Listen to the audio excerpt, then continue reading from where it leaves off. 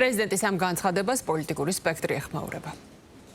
რომელიც დღეს გავრცელდა ეგრეთ წოდებული პრეზიდენტის ყაველაშვილის სახელით რეალურად არის ბიძინა ივანიშვილის წერილი ამერიკის შეერთებული შტატების პრეზიდენტს დონალდ ტრამპს და ეს კიდევ ერთხელ ადასტურებს ქართული ოცნების საგარეო პოლიტიკის სრულ კრახს. დღეს კიდევ ერთხელ ძალიან ნათლად გამოჩნდა, რომ ქართულ ოცნებას საერთაშორისო ასპარეზზე არ ყავს უბრალოდ ხელის ჩამორთმევი და ვერანაირ ურთიერთობას ის ვერ დაალაგებს, როგორც ანტიდემოკრატიული ძალა, როგორც პრორუსული ძალა, ვერ დაალაგებს ვერც ამერიკის შეერთებულ შტატებთან და ვერ დაალაგებს ჩვენ საერთაშორისო პარტნიორებთან. ასე წერილების გავრცელება არის ძალიან საშიში, იმიტომ რომ ძალიან ტრამპი, როგორც ხედავთ, არის ძალიან ფეთქებადი ხასიათის კაცი და თან ძალიან სერიოზული თვითმფრინავები ყავთ ბომბდამშენები ამერიკელებს და რო ეძახი ტრამპს, რომ deep state-ი გმართავსო.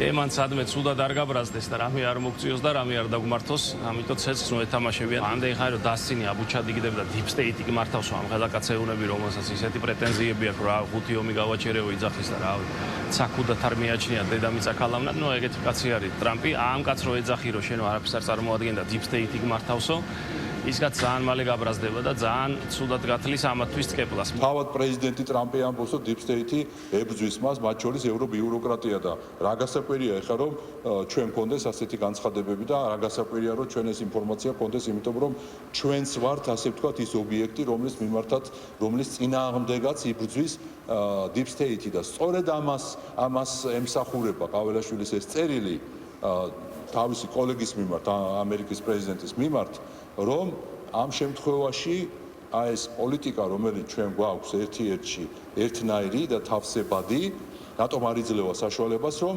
დავიწყოთ სტრატეგიული ურთიერთობის აღდგენის პროცედურები.